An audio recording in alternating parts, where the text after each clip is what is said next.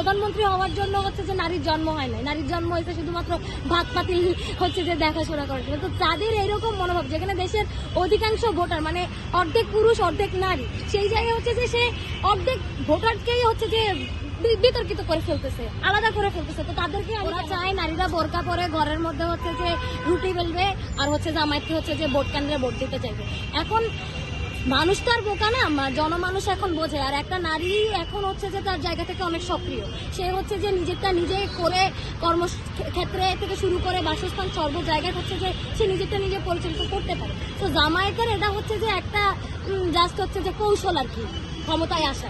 কিন্তু ক্ষমতায় আসার আগেই আমরা দেখতে পাচ্ছি যেখানে তাদের বিভিন্ন নেতাকর্মী বিভিন্ন ধরনের প্রতিনিয়ত হচ্ছে যে নারীদেরকে হ্যারেস করতেছে, সাইবার বুলিং এর মতো যে আচরণগুলো সেগুলোও আমরা দেখতে পাচ্ছি। আমাদেরকে তো হচ্ছে যে কোনো দিক দিয়ে আসলে মানসিক শান্তি তারা আমাদেরকে দিচ্ছে না। তো তারা কিভাবে আসলে এইগুলো বাস্তবায়ন করবে?